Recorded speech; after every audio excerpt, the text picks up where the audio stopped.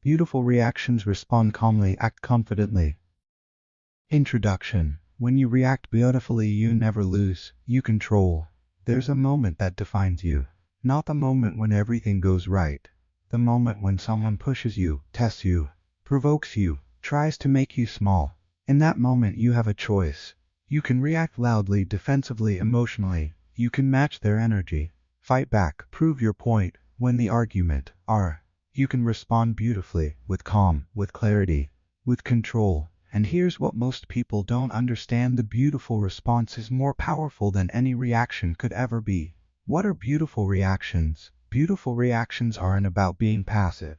They're not about letting people walk over you or swallowing your truth. Beautiful reactions are about power.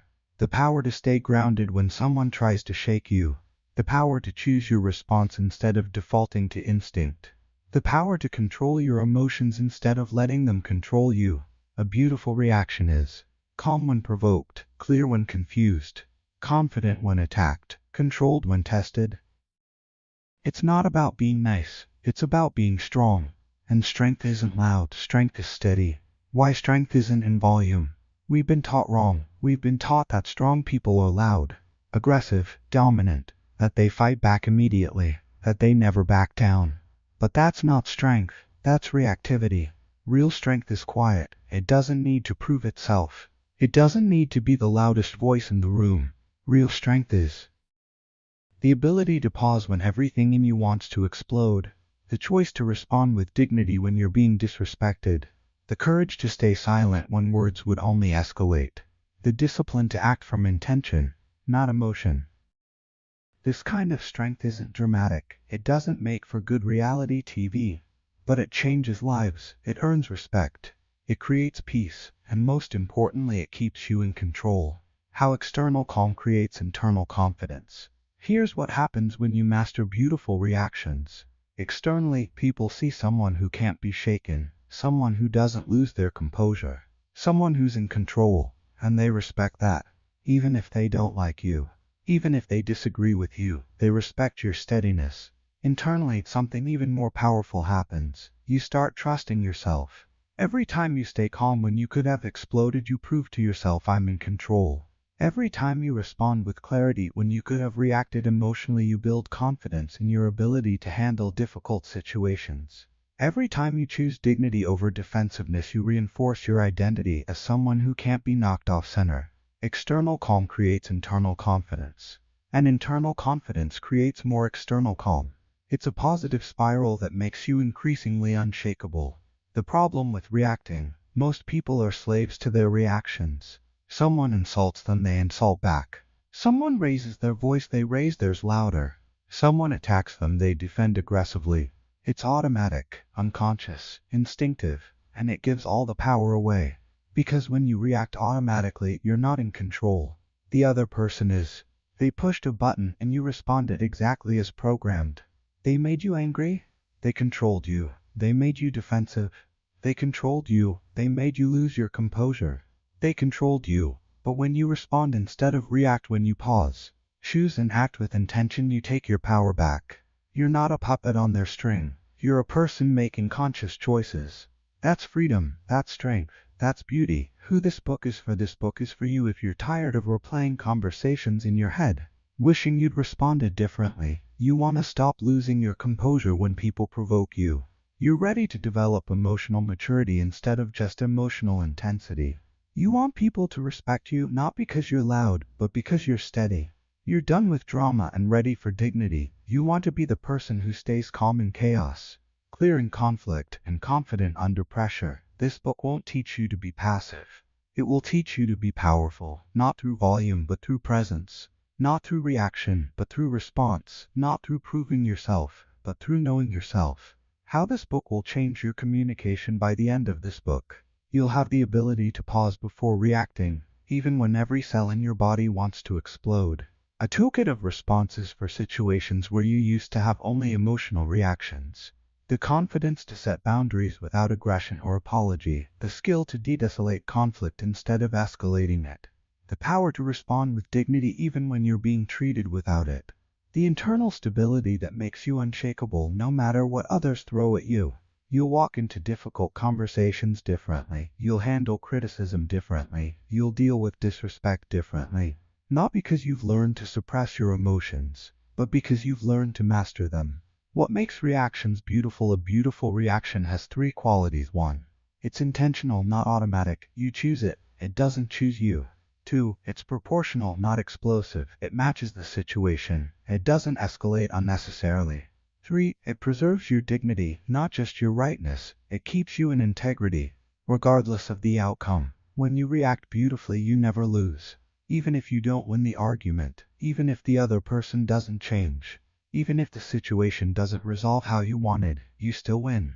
Because you maintained control of yourself. And that's the only thing you ever truly control anyway.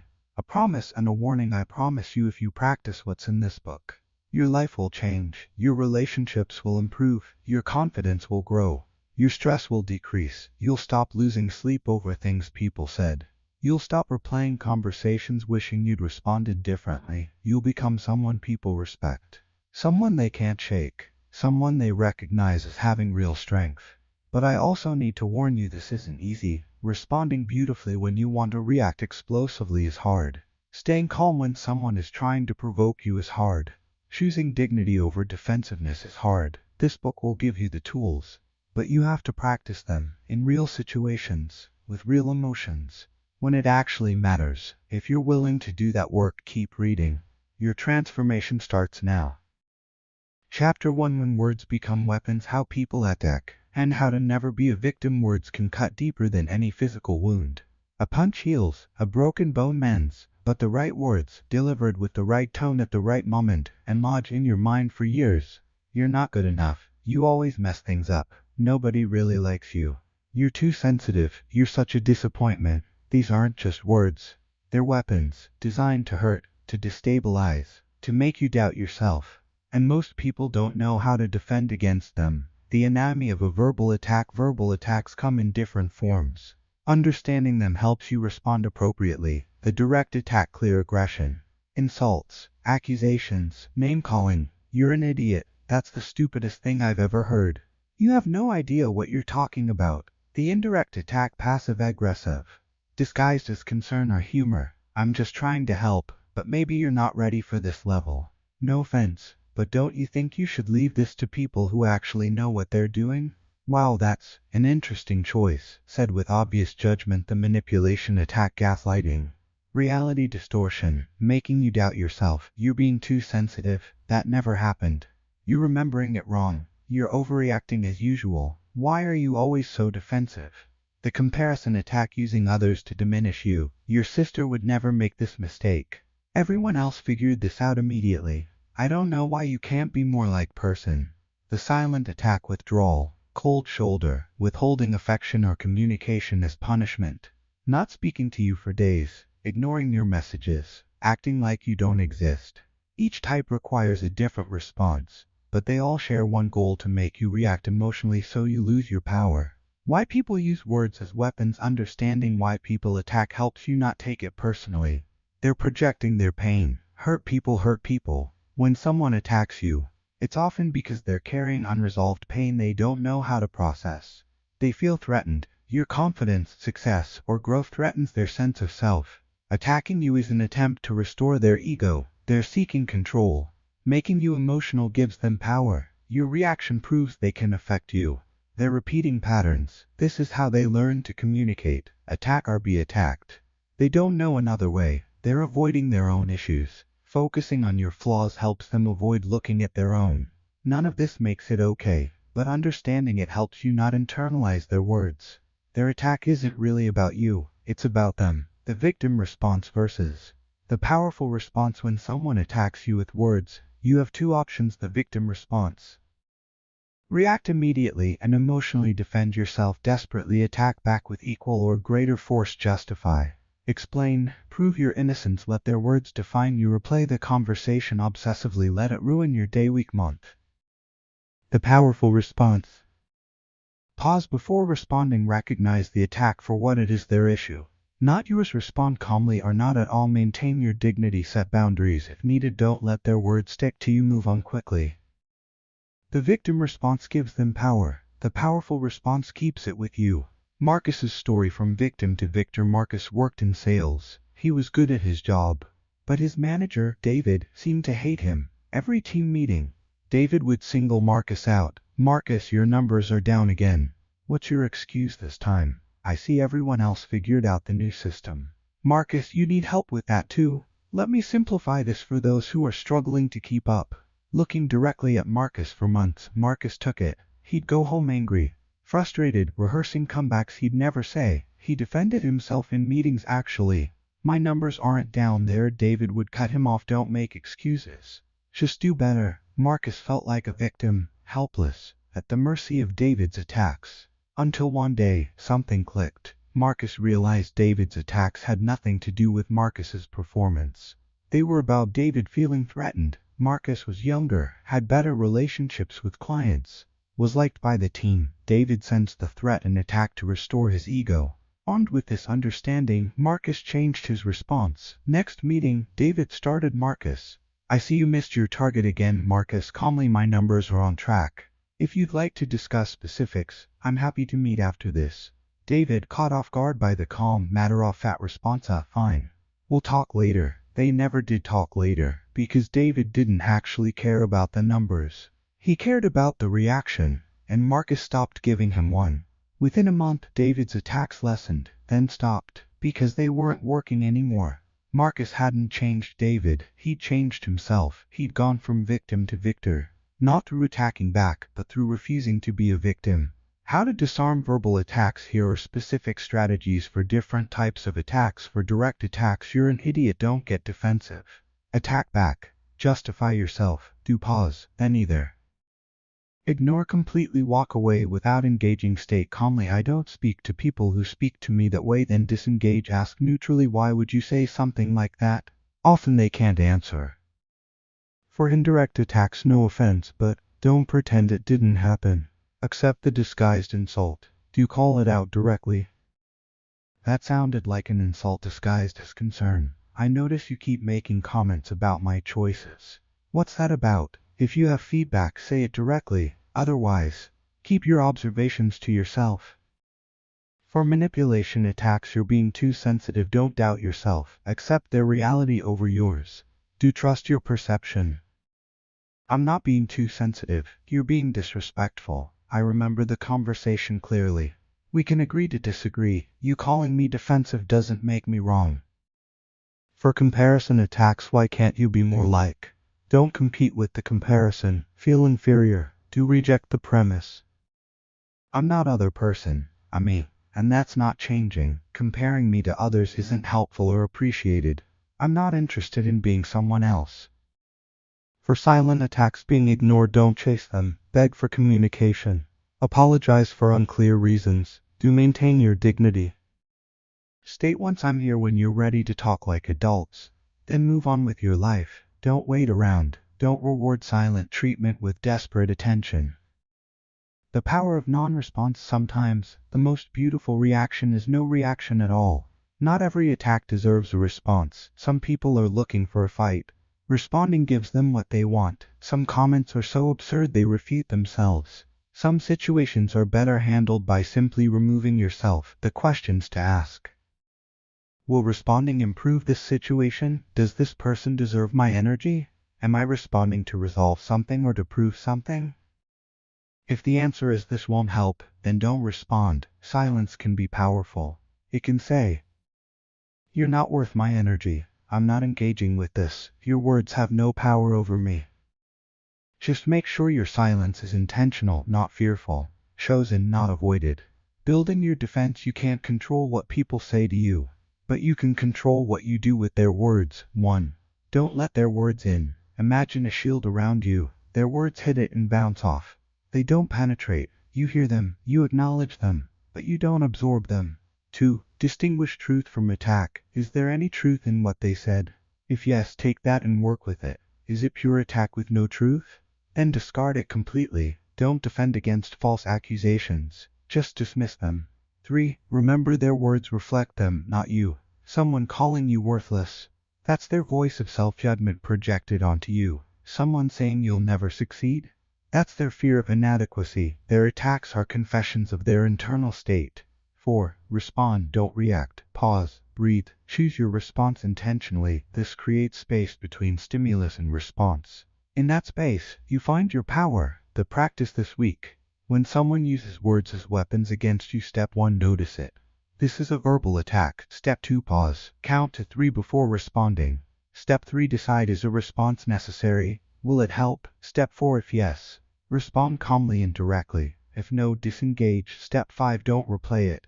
Once you've responded or chosen not to, let it go. Remember, you are not a victim of people's words unless you choose to be. You always have the power to refuse to internalize what doesn't serve you. That's not denial, that's discernment, and discernment is power. Chapter 2, the silence that wins arguments. Why not reacting immediately is the highest form of strength. Everyone thinks they need to respond immediately. Someone says something provocative, you need to answer right away. Someone attacks you, you need to defend immediately. Someone challenges you, you need to prove yourself instantly. But here's what the truly powerful people know: silence is often the strongest response. Not awkward silence, not fearful silence, not passive silence, strategic silence. The kind of silence that says, I'm not going to be baited into a reaction. The kind that says, I'm choosing when and how to respond. The kind that says, your urgency is not my emergency. This is the silence that wins arguments without saying a word. Why immediate response is a trap. When you respond immediately, you're responding from emotion, not wisdom. You're reacting, not choosing, and reactions are almost always more intense than necessary, less clear than you'd like, driven by ego, not intention, something you'll regret later. The person who provoked you got exactly what they wanted, an emotional reaction. They controlled you, but when you pause, when you stay silent instead of rushing to respond, you take back control.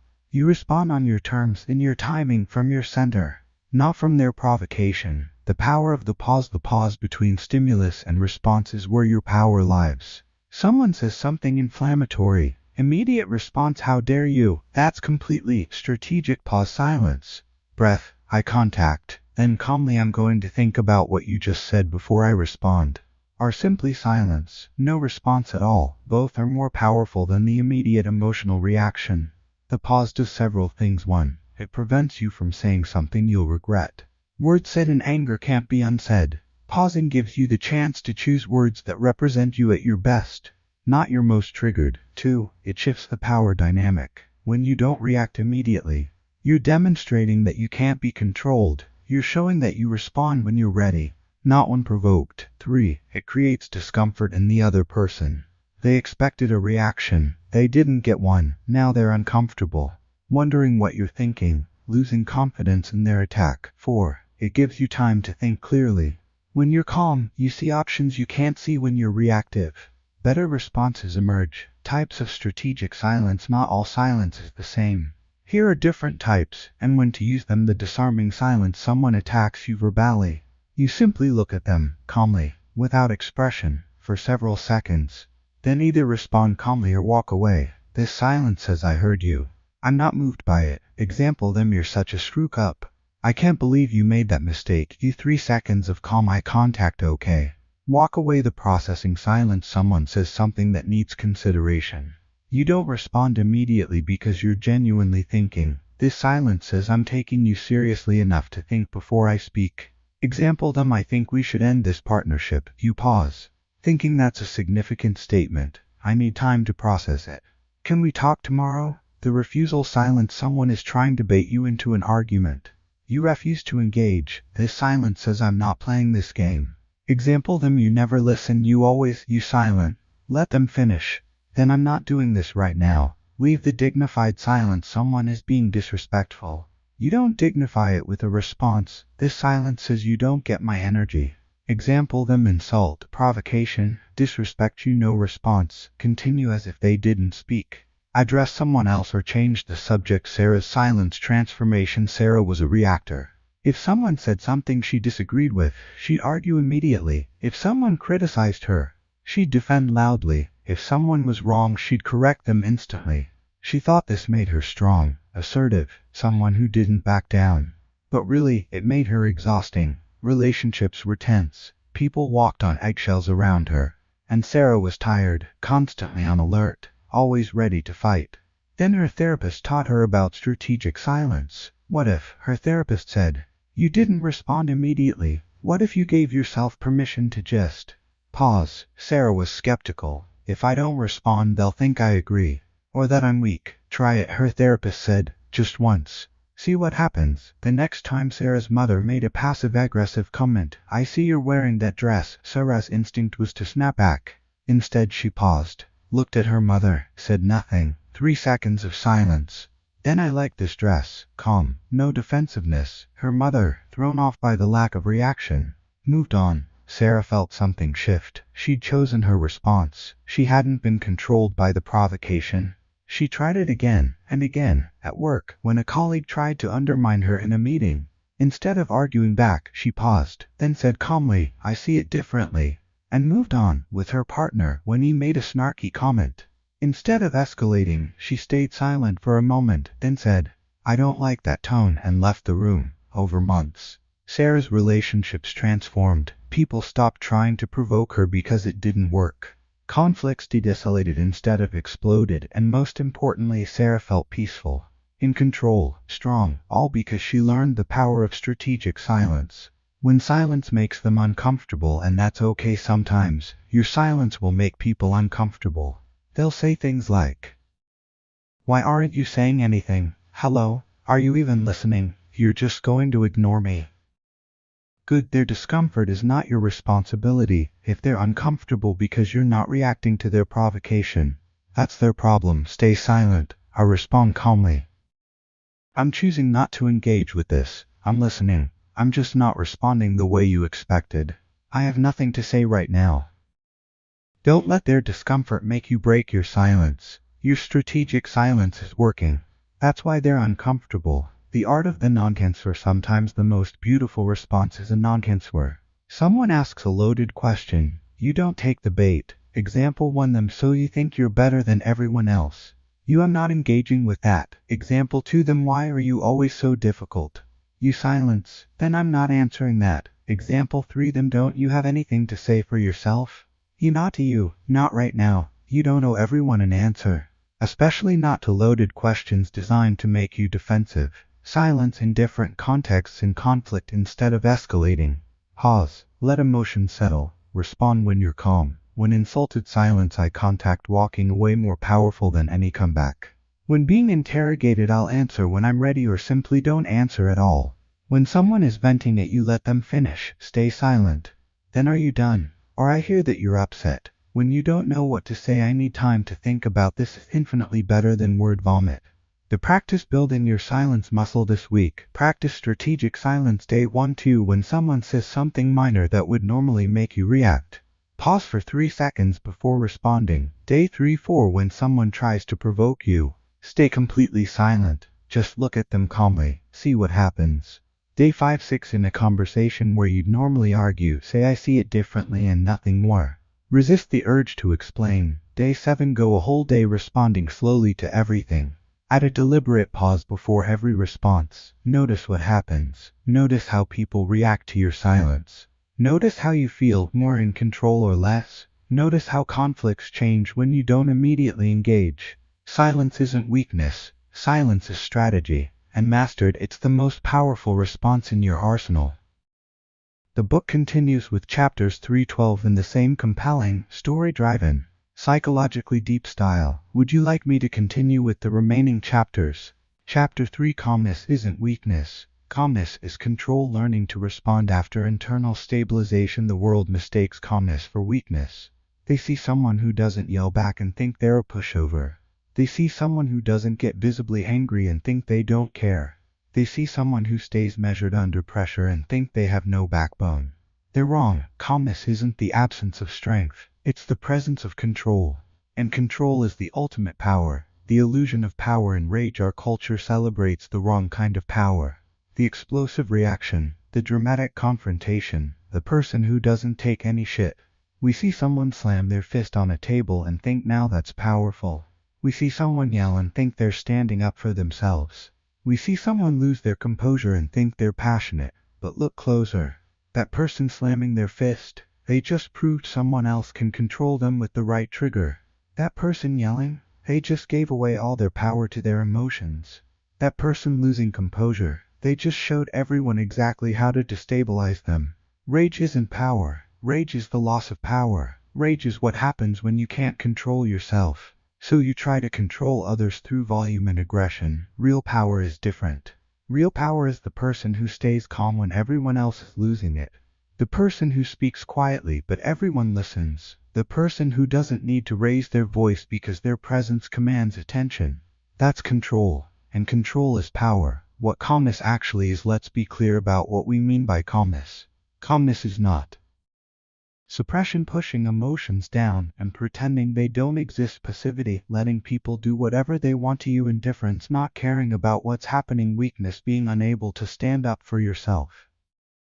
Calmness is emotional regulation, feeling emotions without being controlled by them, strategic response, choosing how to act instead of reacting automatically, internal stability, being centered regardless of external chaos, confident, boundaries, saying no clearly without aggression. True calmness comes from strength, not weakness. It takes more strength to stay calm when provoked than to explode. It takes more courage to pause than to react. It takes more power to control yourself than to try to control others. The process of internal stabilization, the key to responding beautifully, is learning to stabilize yourself internally before you respond externally. Here's the process. Step 1. Recognize the trigger. Something happens. Someone says something. You feel the emotional surge. The first step is simply noticing, I'm triggered right now. Not judging it, not trying to stop it, just recognizing it. I feel anger rising. I feel the urge to defend myself. I feel my heart racing. Awareness is the first form of control. Step 2. Create space. Don't respond immediately, even if they're waiting. Even if the silence is awkward, take a breath, count to 3, to 5, to 10 if you need to. This space between stimulus and response is sacred. It's where you reclaim your power. In this space, you're not reacting. You're choosing. Step 3. Locate yourself physically. Emotions live in the body. To stabilize emotionally, you need to ground physically. Feel your feet on the floor. Notice your breath. Relax your jaw. Drop your shoulders. Place your hand on your stomach and breathe deeply. Physical grounding creates emotional stability. Step 4. Choose your response now. From this calmer, more centered place, ask yourself, what response serves me here? Not what do they deserve, not how can I win, but what response keeps me in my power? What response do I want to be proud of later? Then choose that response. Consciously, intentionally. Step 5. Respond and release. Deliver your response from that centered place. Then let it go. Don't replay it. Don't obsess over it. You responded consciously. That's enough. Move on. Daniel's journey to calmness. Daniel was a high reader. Hot-tempered, quick to anger. At work, if someone challenged his ideas, he'd get defensive immediately, voice raised, jaw clenched, ready to fight. At home, if his partner criticized him, he'd snap back instantly, turning a small comment into a huge argument. He thought this made him strong, passionate, someone who didn't let people disrespect him. But his life was exhausting. Constant conflict, damaged relationships, a reputation as someone who can't handle feedback. His partner finally gave him an ultimatum: get help with your anger, or I'm leaving. That got Daniel into therapy. His therapist asked him, when you explode at someone, do you feel powerful? Daniel said yes immediately. Really? His therapist pushed. Because from what you've described, it sounds like you feel out of control. Like your emotions are controlling you, not the other way around. Daniel sat with that. He realized she was right. When he exploded, he wasn't choosing his response. He was being hijacked by his emotions. He was reactive, not powerful. So he learned the stabilization process. The next time someone challenged him at work, he felt the surge of anger. But this time, he noticed it. I'm triggered, he thought. He took a breath, felt his feet on the floor, counted to 5. Then, from a calmer place, he responded, I hear your concern. Let me think about that and get back to you. His colleague looked surprised. Normally Daniel would have launched into a defense.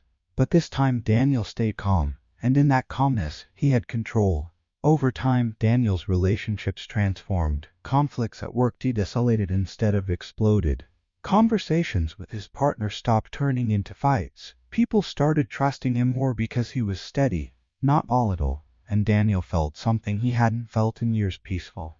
He told his therapist, "I thought calmness was boring, weak, but it's actually the most powerful thing I've ever learned. When I'm calm, I'm in control, and that's real strength." The misconception: but if I'm calm, they'll think they can walk over me. This is the fear that stops most people from choosing calmness. If I don't react strongly, they'll think I'm weak. They'll keep pushing.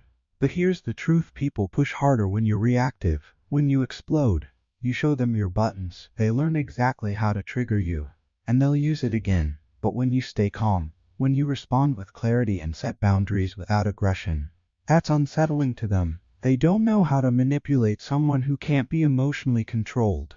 Calmness with boundaries is more intimidating than rage. Think about it: who's scarier? The person yelling and losing control, or the person who stays deadly calm while saying, "If you continue speaking to me that way, this conversation is over"? The calm person, every time, because they have control. And control is power. How to stay calm when everything in you wants to explode. Staying calm when you're triggered is a skill. And like any skill, it requires practice. Technique 1: the 5-second rule. When you feel the urge to react, count to 5 before you speak. 5 seconds gives your prefrontal cortex, rational brain, time to catch up with your amygdala, emotional brain.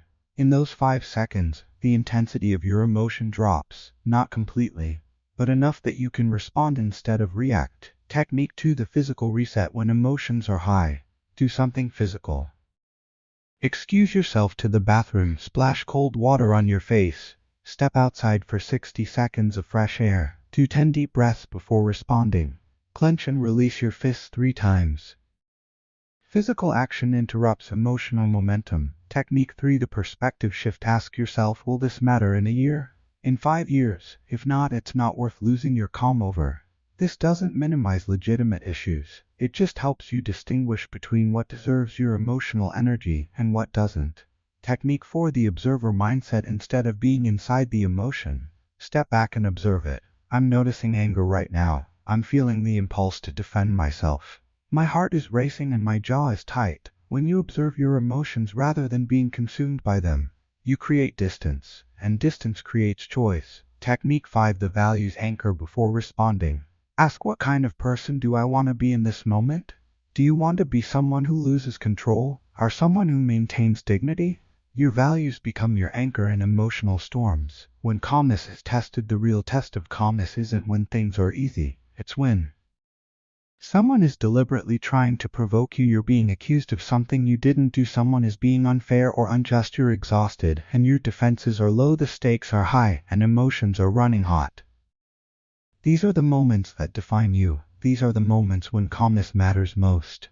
And these are the moments when calmness is hardest. But here's what helps: remembering that losing your calm gives them what they want. If someone is trying to provoke you and you explode, they win.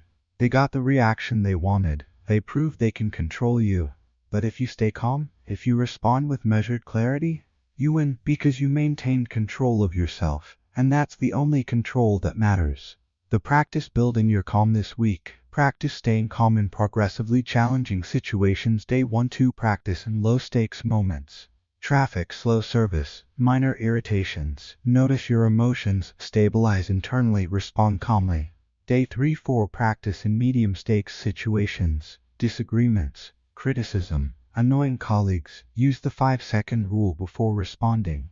Day 5: 6 practice in high-stakes situations. Significant conflicts, important conversations. Do the full stabilization process. Notice, space, ground, choose, respond. Day 7 review. When did you stay calm?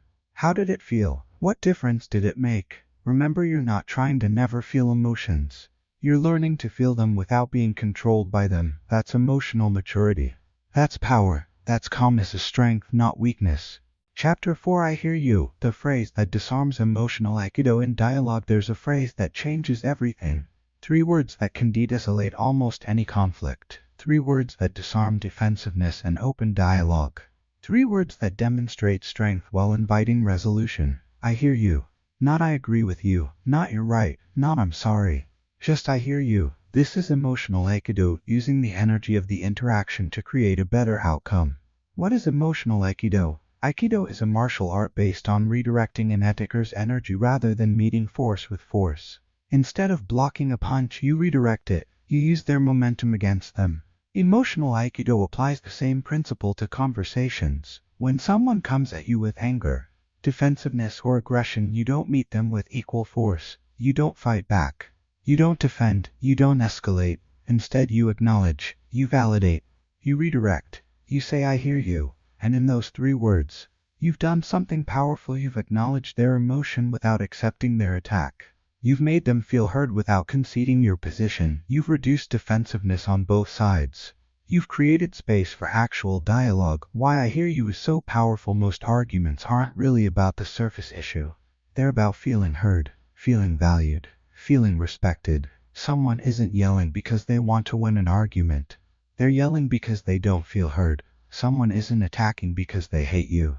They're attacking because they feel hurt or threatened. When you say, "I hear you," you address the deeper need. You're saying your feelings matter. Your perspective matters. I'm not dismissing you, and often that's all people need to de-escalate. They don't need you to agree. They just need to feel heard. The anatomy of I hear you works because it 1. Validates without agreeing. You can hear someone and still disagree. Hearing doesn't equal accepting. I hear that you're frustrated with my decision. This validates their emotion, frustration, without changing your decision. 2. Acknowledges their reality. Even if you see things differently, their reality is their reality. I hear that this situation feels unfair to you. You're not saying it is unfair. You're saying they feel it's unfair. That's validating their experience. 3. Creates a pause in escalation. When someone is met with "I hear you" instead of defensiveness, they often pause, take a breath, feel less need to escalate. The fight response decreases because they're not being fought. 4. Models calm communication. By staying calm and saying "I hear you," you're demonstrating the tone you want the conversation to have. Most people will mirror your energy. Calm begets calm. Variations of "I hear you." The exact words don't matter as much as the intention. Here are variations. I hear what you're saying. I understand that you feel that way. I can see this is really important to you. I hear your concern. I understand why you feel that way. I get why this is frustrating for you. I hear you, and I want to understand better. All of these accomplish the same thing: validation without agreement. When to use "I hear you" in conflict. Your partner: "You never listen to me. You're always on your phone." Instead of "That's not true. I listen all the time." Try "I hear that you feel like I'm not present. Let's talk about that." When someone is venting: "Colleague, this project is a disaster. Nothing is working." Instead of "Actually, several things are working fine." Try "I hear that you're really stressed about this. What's the biggest issue right now?" When receiving criticism: "Boss, your work has been sloppy lately." Instead of "I've been doing my best. You don't understand how much I." Try "I hear that you're not happy with my recent work. Can you give me specific examples so I can improve?" When someone is angry with you: "Friend, I can't believe you forgot my birthday." Instead of "I've been so busy." Try "I hear that you're hurt. You're absolutely right. I forgot, and I'm sorry. That wasn't okay." When boundaries are being tested: "Family member, you're so selfish for not coming to every family event." Instead of "I'm not selfish, you're being unreasonable." Try "I hear that you're disappointed, and I have to balance my own needs with family obligations. I'll come when I can." The follow-up to "I hear you" is powerful, but it's not complete by itself. After validating, you need to either 1. Ask for clarification: "I hear you. Help me understand what you need from me." 2. State your position: "I hear that you're frustrated. Here's where I'm coming from." 3. Find common ground: "I hear you. It sounds like we both want the same thing. We just disagree on how to get there." 4. Set a boundary: "I hear that you're upset, and I'm not okay with being yelled at. Can we talk about this when we're both calmer?" 5. Commit to action: "I hear you.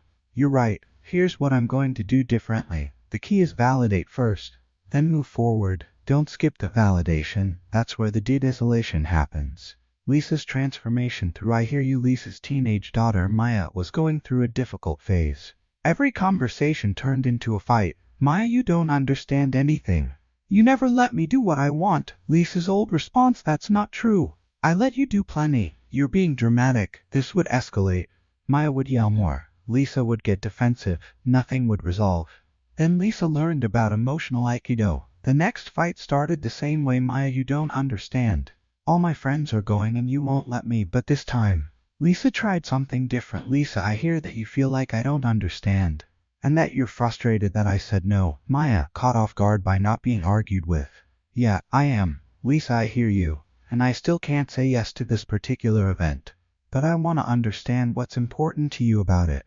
Tell me more. Maya actually talked, not yelled, talked. They didn't agree on everything. Maya was still disappointed, but the fight didn't escalate. Maya felt heard, even though she didn't get what she wanted. Over time, Lisa used "I hear you" consistently. Conflicts with Maya decreased, not because they suddenly agreed on everything, but because Maya felt heard. And when people feel heard, they don't need to scream. The resistance to "I hear you." Some people resist using this phrase because it feels fake. It might at first, that's normal. But when you genuinely try to understand someone's perspective, it stops being fake. You're not pretending to hear them, you're actually listening. I don't want to validate bad behavior. You're not validating behavior. You're validating emotion. There's a difference. You can say "I hear that you're angry" without saying "and you're right to throw things." What if they take it as weakness? They won't. People don't perceive acknowledgement as weakness. They perceive defensiveness as weakness. When you can stay calm and say "I hear you," you're demonstrating strength, not weakness. What if they're wrong? They can be wrong about facts and still have valid feelings. "I hear that you feel I was late" validates their feeling without agreeing about whether you were actually late. The advanced move: reflect. Don't just repeat basic "I hear you." Advanced: "I hear that you feel dismissed when I make decisions without asking your input first. Is that accurate?" This shows you're not just saying words, you're actually understanding. Reflecting back their concern in your own words proves you listened, and proves you care. The practice emotional Aikido this week. Use "I hear you" or a variation of it at least 5 times. Challenge 1: use it with someone who's venting to you. Just listen and validate. Don't try to fix or advise unless asked. Challenge 2: use it in a conflict. When someone attacks or criticizes you, respond with "I hear you" before defending yourself. Challenge 3: use it to de-escalate someone else's argument. If 2 people are fighting, try "It sounds like you both feel unheard. Can we slow down and make sure each person gets to fully explain their perspective?" Challenge 4: use it when you disagree strongly with someone. "I hear that you believe X. I see it differently, but I understand that's your perspective." Challenge 5: use it with yourself. When you're having a strong emotion, try "I hear that I'm really stressed right now. That makes sense given the situation." Notice what happens when you validate instead of argue. Notice how often conflicts de-escalate just from being heard. Notice how much power there is in not fighting force with force. That's emotional Aikido. That's the beautiful reaction. Chapter 5: Respond with dignity. Even when there's a storm inside, keeping your composure when provoked. The true test of your character isn't how you act when everything is fine. It's how you act when everything inside you is screaming. When someone has disrespected you, when you've been betrayed, when you're furious, hurt, or humiliated, when every cell in your body wants to lash out, that's when dignity matters most. And that's exactly when it's hardest to maintain. What is dignity? Dignity is maintaining your self-respect regardless of how others treat you. It's refusing to lower yourself to someone else's level. It's choosing to represent your best self even when confronted with someone's worst. Dignity says you can disrespect me, but I won't disrespect myself by responding in kind. It's not about being passive. It's about being principled. It's not about accepting mistreatment. It's about rejecting the urge to mirror it. Why we lose dignity when provoked. When someone provokes you, your brain interprets it as a threat. Your amygdala activates. Your nervous system floods with stress hormones. Your body prepares to fight or flee. In that state, your prefrontal cortex, the part responsible for judgment, self-control, and dignity, goes offline. You become reactive, impulsive, emotional. You say things you don't mean. You act in ways you'll regret. You lose dignity, not because you're a bad person, but because you're human, and you got hijacked by your nervous system. The key to maintaining dignity is learning to override that automatic response, to stay connected to your prefrontal cortex even when your amygdala is screaming. The cost of losing dignity: when you lose your dignity in a heated moment, you lose more than the argument. You lose respect from others and from yourself. People remember how you handled yourself under pressure more than they remember what was said. You give ammunition to the other person. "See, you're crazy, you're out of control." Now they have evidence. You damage the relationship, possibly irreparably. Some things, once said, can't be unsaid. You feel shame later. Even if you were right about the issue, you'll regret how you handled it. You reinforce the pattern. Every time you lose dignity, it becomes easier to lose it again. You're training yourself to be reactive. Maintaining dignity, even when it's hard, protects all of these things. Michael's moment of choice. Michael was in a meeting when a colleague, Brad, publicly undermined him. Michael's proposal is half-baked. He clearly didn't think this through. Maybe we should let people who know what they're doing handle this. The room went silent. Michael felt heat rise up his neck. His jaw clenched, his hands balled into fists under the table. Everything in him wanted to explode. Are you kidding me? You don't know what you're talking about. Your last 3 projects failed. He could feel the words forming, the anger demanding release. But he paused. He took a breath. He felt his feet on the floor. He asked himself, what response will I be proud of later? Not what does Brad deserve, but what represents who I want to be. From that centered place, Michael responded, Brad, I hear that you have concerns about my proposal. I'd be happy to address specific issues you see, but I'm not going to engage with personal attacks. If you have professional feedback, I'm listening. Calm, clear, dignified. The room shifted. Suddenly Brad looked like the unprofessional one. The meeting continued. Michael's proposal moved forward. After, several colleagues approached Michael. I can't believe how you handled that. I would have lost it. Michael told me later it took everything I had not to explode. But I'm so glad I didn't. If I'd reacted the way I wanted to, I would have looked just as unprofessional as Brad. By staying calm, I kept my dignity, and that mattered more than winning the argument. The process: maintaining dignity under fire. Here's how to keep your dignity when someone is trying to strip it away. Step 1. Recognize the provocation. This person is trying to get a reaction from me. Naming it helps you not fall into the trap. Step 2. Feel the emotion. Don't express it immediately. You're angry. That's valid. Feel it, but don't let it drive your response.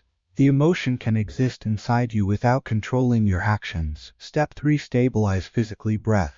Feet on ground. Relax jaw and shoulders. Your body affects your mind. Calm body, calmer mind. Step 4. Ask the dignity question. What response will I be proud of later?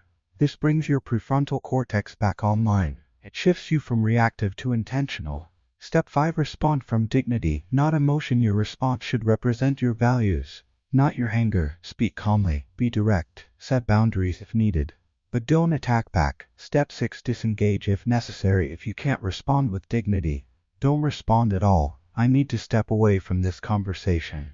Sometimes the dignified response is removing yourself from the situation. Responses that maintain dignity: when someone disrespects you, instead of how dare you speak to me like that? Who do you think you are? Try, I'm not going to continue this conversation if you speak to me that way. When someone attacks your character, instead of that's a lie, you're just trying to make me look bad. Try, I disagree with your characterization. If you have specific concerns about my actions, I'm willing to discuss those. When someone tries to bait you, instead of taking the bait and defending yourself emotionally, try, I'm not engaging with that. When someone betrays you, instead of lashing out publicly or seeking revenge, try processing privately, then addressing it directly. What you did wasn't okay. I need space to decide how to move forward. When someone insults you in front of others, instead of matching their aggression, try calm eye contact. That was unnecessarily disrespectful. Then return to the topic at hand. What dignity looks like in different contexts. At work, staying professional even when colleagues aren't.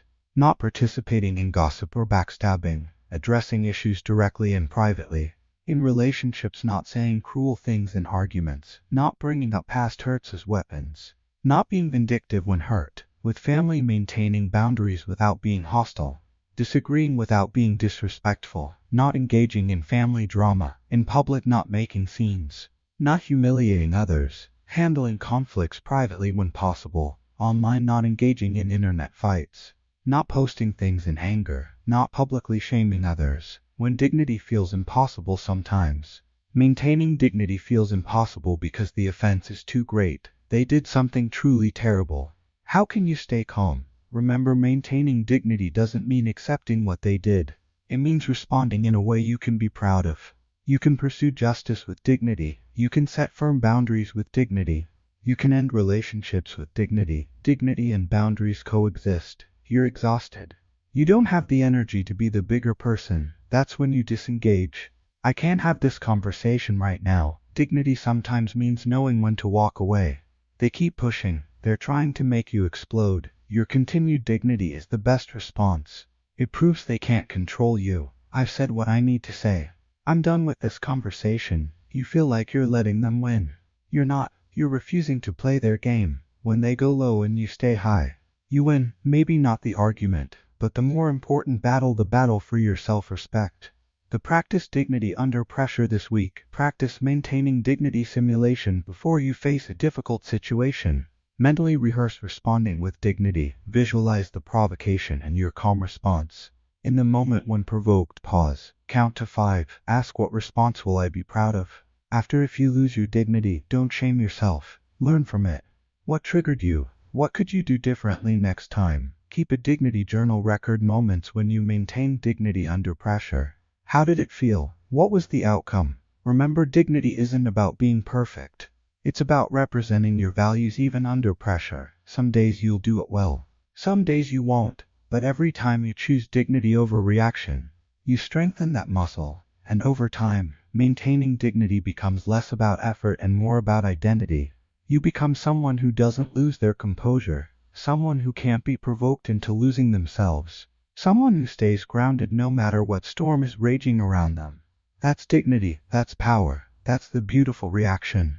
Chapter 6. Don't explain. Speak confidently. Why over-explaining destroys your power. You don't owe everyone an explanation. Read that again. You don't owe everyone an explanation for your choices, your boundaries, your decisions, or your life. Yet most people explain constantly, compulsively, apologetically. And every time you over-explain, you give away a piece of your power. The over-explanation trap. It sounds like this: I can't come to your party because I have this thing I committed to months ago. And I really wanted to come, but I just can't get out of it. And I feel terrible about it, but I hope you understand. Or I need to leave at 5 p.m. today because I have a doctor's appointment.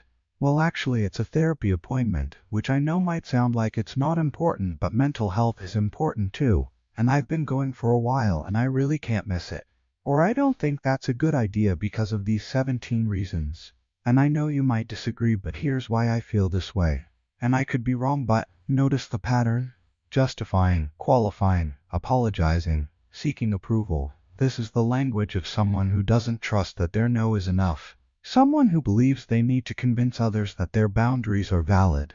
Someone who's asking permission instead of making statements. Why we over-explain? We're afraid of being judged.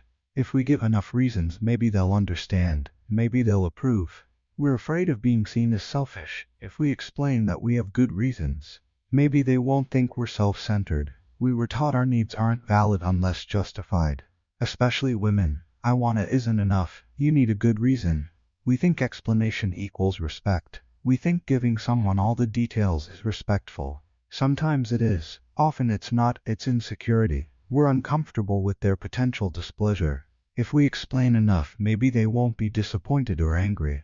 But here's what actually happens when you over-explain. You appear uncertain. Confident people state their position. They don't justify endlessly. You invite negotiation. Every reason you give is a potential counter-argument. Well, that doctor's appointment, and you reschedule it? You weaken your boundary. No because is weaker than no. You exhaust yourself. Constantly justifying your choices is emotionally draining. You signal that your needs require external validation, which tells people they get to decide if your reasons are good enough. The power of simple statements. Compare. Over-explained. I can't take on that project because I'm really busy right now with other things. And I don't think I'd have enough time to do it justice. And I don't want to commit to something I can't fully deliver on. And I hope you understand. Confident. I can't take on that project. My plate is full. Over-explained. I need to leave at 5 p.m. because I have a personal appointment that I scheduled a while ago and I really can't miss it. And I know we're in the middle of things, but I'll be back tomorrow. Confident. I'm leaving at 5 p.m. today. I'll pick this up tomorrow morning. Over-explained. I don't want to go to that event because I'm really tired and I've been socializing a lot lately and I just need some alone time to recharge. Which I know might sound antisocial, but I'm an introvert and confident. I'm not going to make it. Have a great time. Notice the difference. The confident versions are shorter, clearer, and leave no room for negotiation. They don't apologize. They don't justify. They just state the reality. When explanation is appropriate, let's be clear, there are times when explanation is appropriate and respectful. When someone has a legitimate stake in your decision, your boss needs to know why you're taking time off. Your partner deserves to know why you're changing plans. Your team needs context for your decision. When you're asking for something that affects others, I need to reschedule our meeting because I have a conflict warrants a brief explanation. When the relationship warrants it, close relationships often benefit from sharing your reasoning. It's about connection, not justification. When clarification is helpful, not defensive. Here's my thinking on this can be useful in collaborative settings. The key difference: are you explaining because it's genuinely useful, or because you're afraid of their reaction? Useful explanation: I'm taking Friday off for a medical appointment. Covert explanation: I'm taking Friday off because I have this appointment that I've been trying to schedule for months, and it's the only time they had available, and I really need to go because I've been having these symptoms. The no is a complete sentence principle. No is a complete sentence. You can stop there. You really can. Can you help me move this weekend? No, I can't. That's complete. You don't need to add. Because I have plans. They might ask what plans, as if some plans are valid and others aren't. I wish I could, but you don't wish you could, or you would. Sorry. I'm just really busy. You're not sorry, you're unavailable. Just no, I can't, or no, that doesn't work for me. If they push why not, you can say, I have other commitments, that doesn't work for my schedule, I'm not available.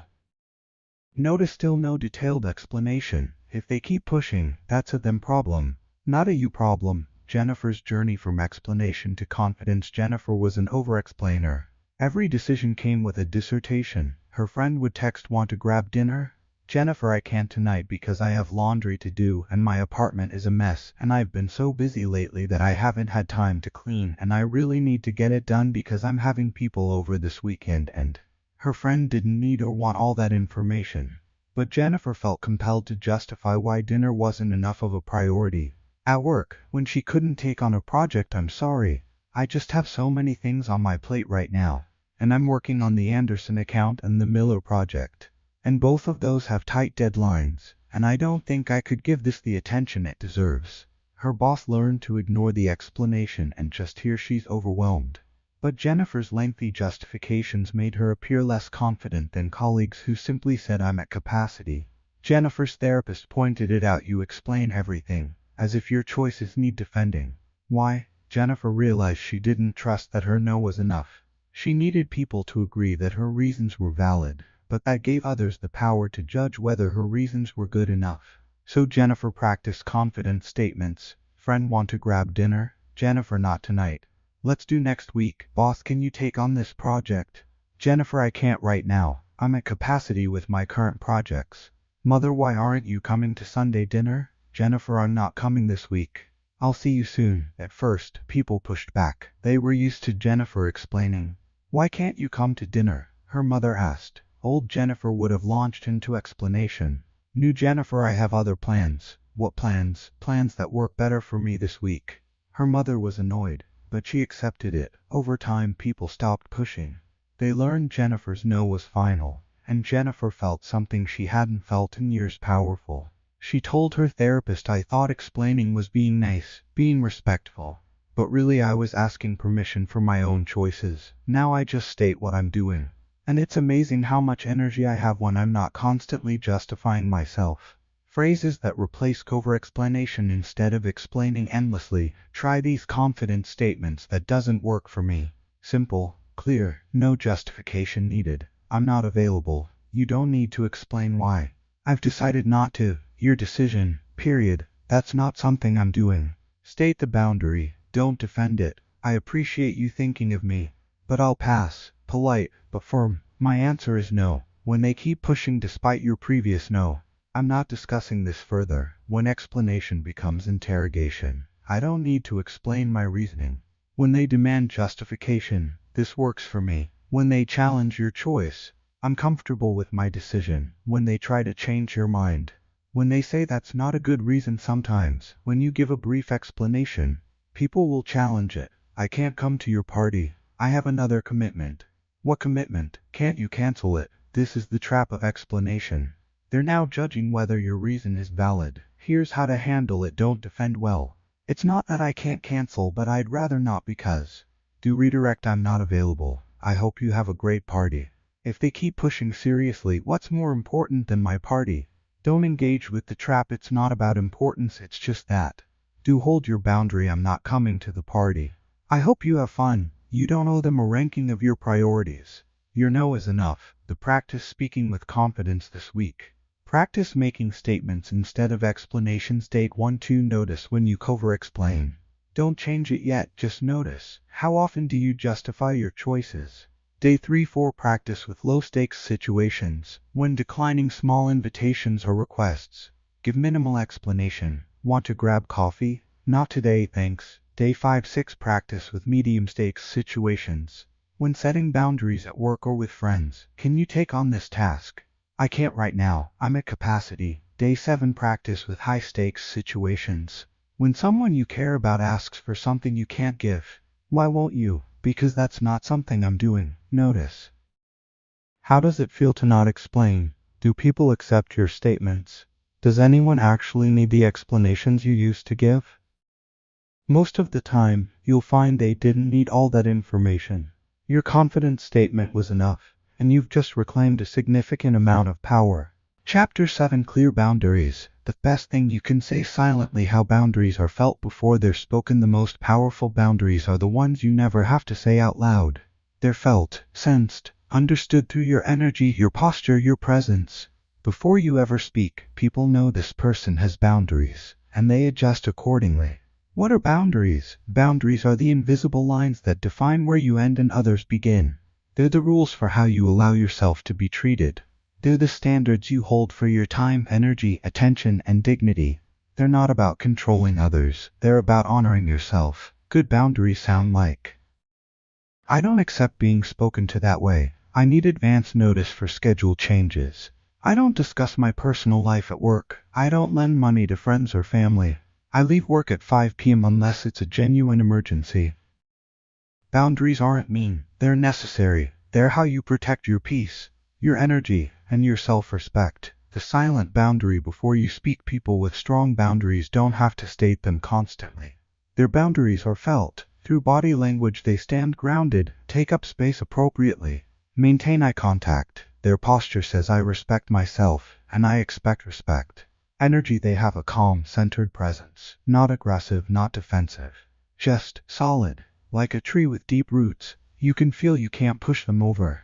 Tone, even when they're being kind. There's a quality to their voice that says I mean what I say. Response patterns, they don't tolerate disrespect, even small amounts. The first time someone crosses a line, they address it. This trains people. This person has boundaries. People unconsciously pick up on these signals. Before you ever say that's not okay with me, people already know this person won't accept that. Why some people's boundaries are constantly violated. If you find your boundaries are constantly being pushed or violated, ask yourself, are my boundaries clear to me? If you're not clear on your own boundaries, you can't communicate them effectively. Do I enforce my boundaries consistently? If you enforce them sometimes but not others, people learn they're negotiable. Do I apologize for having boundaries? I'm so sorry but I can't. Signals that your boundary is an inconvenience, not a standard. Do I explain my boundaries excessively? Cover explanation invites negotiation. I can't because gives them something to argue with. Do my actions match my words? If you say I don't work weekends but then respond to weekend emails, your actions are teaching them your words don't matter. Is my energy firm or uncertain? If you state a boundary but your energy is apologetic or uncertain, people sense they can push. The energy of strong boundaries have a specific energy calm. Not aggressive. You're not angry that you have to set a boundary. You're simply clear, matter of fact, not emotional. This isn't personal. It's just how things are. Final, not negotiable. There's no invitation for debate. Respectful but firm. You're kind, but you mean what you say. This energy is felt before words are spoken. When someone approaches you with a request or behavior, they unconsciously assess, does this person have firm boundaries? Or can I push? If your energy says firm, most people won't even try. If your energy says uncertain, they'll push. Rebecca's boundary transformation. Rebecca was kind. Too kind. She said yes to everything. Worked late constantly. Let people interrupt her. Accepted disrespect with a smile. She thought this made her likable, easy to work with, a team player. But really it made her exhausted, resentful, taken advantage of. One day, a new colleague, Tom, made a sexist joke in a meeting. Everyone laughed uncomfortably. Rebecca smiled, said nothing. Later, Tom made another inappropriate comment directly to her. Rebecca laughed it off. This became Tom's pattern, weekly inappropriate comments. Everyone else stopped engaging, but Rebecca kept laughing uncomfortably, not wanting to cause a problem. Until her mentor, Patricia, pulled her aside. "Why do you allow that?" "Rebecca, I don't want to be difficult. It's not that big a deal." "Patricia, it is a big deal, and you're teaching him he can treat you that way. Do you see how he doesn't make those comments to me?" Rebecca realized Patricia had boundaries, clear ones, and everyone, including Tom, respected them, not because Patricia was mean or aggressive, but because her energy said, "I don't accept that." Rebecca decided to develop that energy. The next time Tom made a comment, Rebecca calm. Direct eye contact, flat tone, "That's not appropriate. Don't speak to me that way." Tom, caught off guard, "I'm just joking. Rebecca, I'm not interested in those jokes." Then she turned away. Conversation over. It was uncomfortable. Tom was embarrassed. But he stopped, not just with Rebecca, but with everyone, because he'd learned these women have boundaries. "Rebecca told me I thought I had to accept that behavior to be liked. But setting that boundary didn't make me unlikable. It made me respectable. And I should have done it the first time." My silence for weeks taught him he could continue. How to communicate boundaries without words. Stand your ground physically. Don't back away from someone invading your space. Stand still. They'll feel the boundary. Use facial expressions, a slight raised eyebrow, a look that says "really?" No smile when something isn't funny. Don't feel uncomfortable silences. Let awkwardness sit. Don't rush to smooth it over when someone has crossed a line. Exit conversations that violate your boundaries. Walk away. No explanation needed. Don't laugh at things that aren't funny. If someone makes an inappropriate joke, don't give a courtesy laugh. Silence or a flat okay sends a message. Maintain eye contact. Looking away when setting a boundary weakens it. Direct eye contact reinforces it. Keep your tone neutral, not angry, not apologetic, just factual. Don't over-explain. "I don't do that" is more powerful than 10 sentences about why. Setting boundaries. What to say when silent boundaries aren't enough. Here's how to verbalize them. For disrespectful behavior, "I don't accept being spoken to that way." For time violations, "I need 24 hours notice for schedule changes." For unsolicited advice, "I didn't ask for advice. If I need input, I'll ask." For personal questions, "That's personal. I don't discuss that." For boundary pushers, "I've said no. I'm not discussing it further." For repeat offenders, "I've addressed this before. If it continues, I'll consequence." For unclear expectations, "Here's what I'm willing to do X. I'm not willing to do Y." Notice short, clear, non-negotiable. Maintaining boundaries requires consistency. Setting a boundary once isn't enough. You have to enforce it, every time. If you set a boundary and then allow it to be violated just this once, you've taught them this boundary is negotiable. Weak boundary enforcement, "I don't work weekends." But okay, just this once. Result, they'll ask again, because it worked. Strong boundary enforcement, "I don't work weekends, but this is urgent. I don't work weekends. This will have to wait until Monday." Consistency is what makes boundaries real. When people get angry at your boundaries, some people will be angry when you set boundaries, especially if they benefited from you not having any. They'll say, "You're being selfish. You've changed. You're being difficult. What's wrong with you?" Your response, "I understand you're disappointed. My boundary stands." Don't defend. Don't apologize. Don't negotiate. Their anger is their problem. Your boundary is your right. People who respect you will adjust. People who don't respect you will leave. Both outcomes are fine. The practice strengthening your boundaries this week. Work on making your boundaries felt. Step 1. Identify your boundaries. What behaviors will you no longer accept? What demands on your time will you no longer fulfill? What treatment is non-negotiable? Write them down. Step 2. Practice the energy. Before situations where boundaries might be tested, ground yourself. Stand straight. Breathe. Feel your feet on the floor. Cultivate that calm, solid energy. Step 3. Enforce consistently. Every time a boundary is tested, enforce it. No exceptions. Step 4. Don't apologize for boundaries. Notice if you say sorry when setting boundaries. Stop. Boundaries aren't apologies. Step 5. Let people be uncomfortable. When someone doesn't like your boundary, don't rush to make them feel better. Let the discomfort exist. Remember, your boundaries protect your peace. They're not negotiable. And the best boundaries are the ones people feel before you ever have to speak them. Chapter 8 Response instead of reaction decision. Not impulse turning emotion into action. There's a critical difference between reacting and responding. Reacting is automatic, impulsive, emotional, unconscious. Responding is intentional, thoughtful, controlled, conscious. Reacting gives away your power. Responding keeps it. And learning to respond instead of react is one of the most transformative skills you can develop. The reaction loop. Here's what happens when you react. Trigger. Something happens. Someone says something. A situation arises. Emotion. Instant emotional response. Anger, fear, hurt, defensiveness. Reaction. Immediate behavioral response driven by that emotion. Yelling, defending, attacking, shutting down. Regret later. You wish you'd handled it differently. This loop is automatic. Most people live in it their entire lives. They're controlled by their triggers, slaves to their emotional reactions. They think they're being authentic or expressing themselves. But really they're being controlled. The response path. Here's what happens when you respond. Trigger. Something happens. Notice you recognize you're triggered. I'm feeling angry right now. Pause. You create space between trigger and action. Choose. You decide how to respond based on your values and goals, not your emotions. Respond. You act intentionally. Peace. Later, you're proud of how you handled it. This path requires practice, but it's learnable, and it changes everything. Why reacting feels right, but is it reacting feels good in the moment? Someone attacks you, you attack back, instant gratification. Someone hurts you, you hurt them back, satisfying. Someone provokes you, you give them a piece of your mind, authority. But reactions almost always make things worse. They escalate conflicts instead of resolving them. They damage relationships instead of repairing them. They make you look out of control instead of in control. And they rarely produce the outcome you actually want. Responding might not feel as satisfying in the moment, but it produces better outcomes. It resolves conflicts instead of escalating them. It maintains relationships instead of damaging them. It makes you look composed instead of chaotic.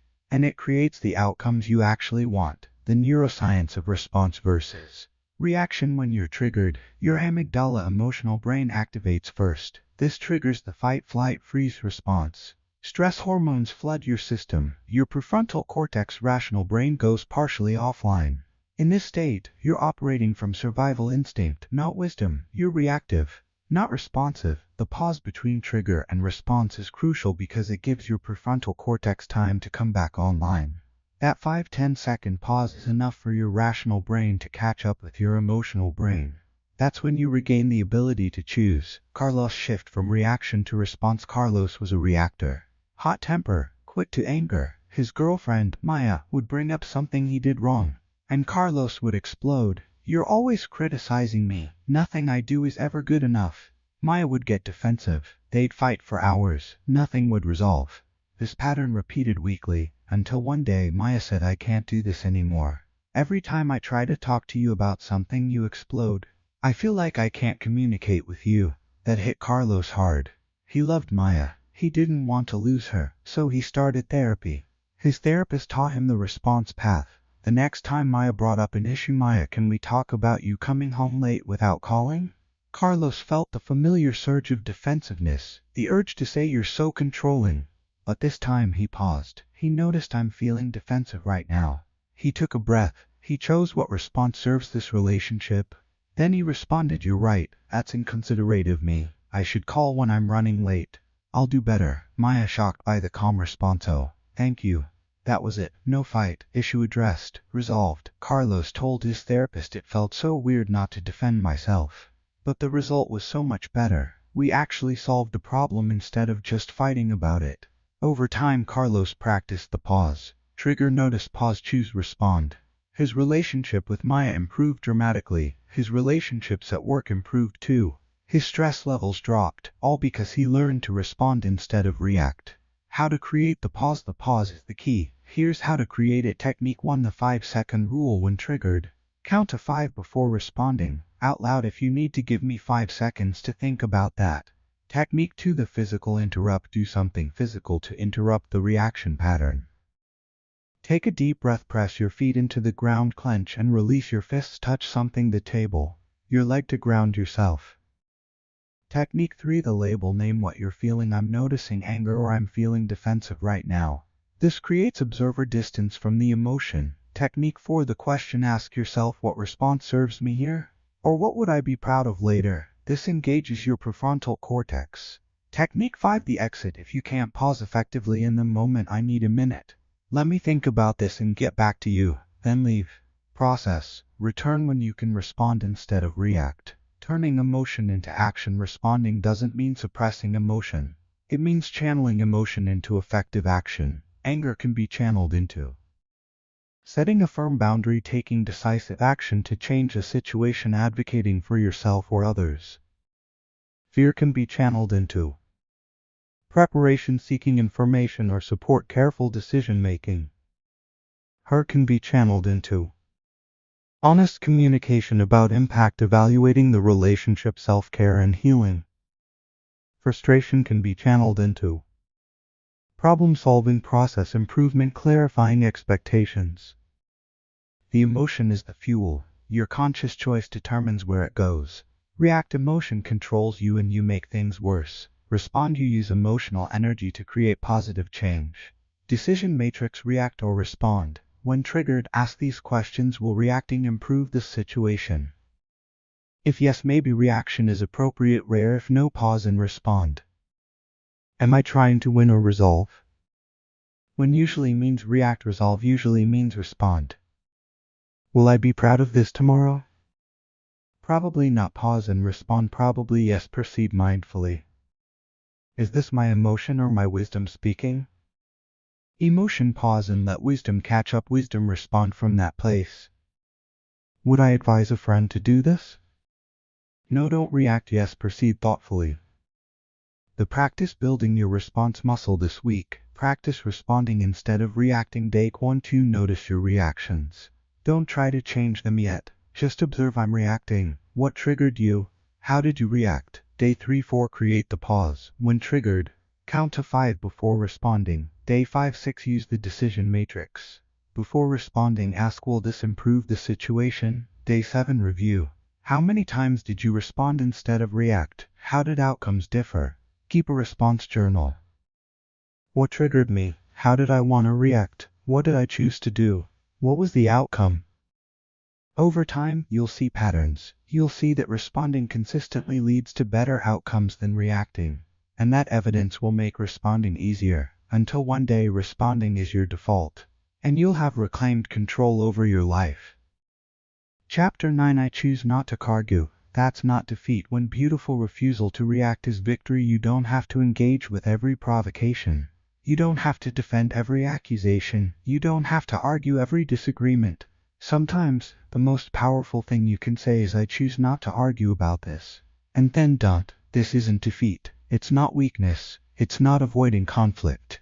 It's choosing which battles deserve your energy, and recognizing that some battles aren't worth fighting at all.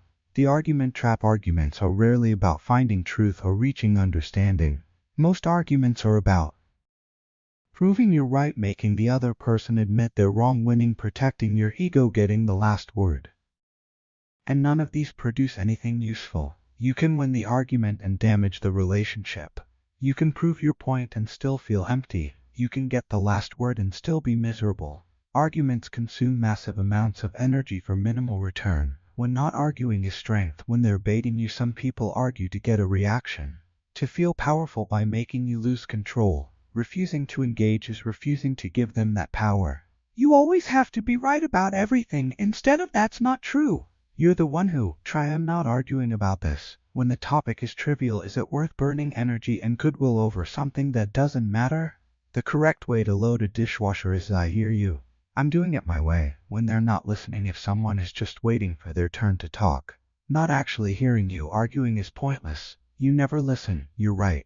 This conversation isn't productive. I'm done. When emotions are too high, when either person is highly emotional, rational discussion is impossible. Arguing now will only escalate. We need to talk about this when we're both calmer. I'm not doing this right now. When they're trying to manipulate, some people use argument as manipulation. They want you defensive so they can control the narrative. So you're saying you don't care about this family?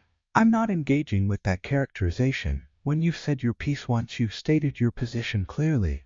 Repeating it in an argument doesn't make it more true. I've told you my position. I'm not debating it further. When it's not your circus, not every problem is yours to solve. Not every opinion requires your rebuttal. Someone, this political situation is all because of you. I'm not getting into politics today. The art of not engaging. How do you actually not argue when provoked? Use the phrase, I'm not arguing about this. I choose not to debate this. I've said what I need to say. This isn't a productive conversation. Then disengage. This is crucial. Don't say I'm not arguing and then continue arguing. Actually stop, change the subject, leave the room, end the call. Don't take the bait. They might escalate to get you to engage. Oh, so you're just going to run away? Don't defend your choice not to argue. That's arguing about not arguing. Just, I'm done with this conversation. Leave. Stay calm. The calmer you are, the more powerful your refusal to engage becomes. If you're visibly angry while saying I won't argue, it's less convincing. Calm energy says I'm in control. I'm choosing not to engage. Anna's transformation. Anna's mother was argumentative about everything. Politics, parenting choices, life decisions. Everything was a battle. For years Anna engaged, defending her choices, explaining her reasoning, trying to get her mother to understand or approve. Every conversation ended in an argument. Anna would hang up frustrated, replaying the conversation for hours. Then Anna learned she didn't have to engage. Next time her mother started, Mother, I can't believe you're not having a big wedding. In our family, way Anna, old pattern. Mom, we've discussed this.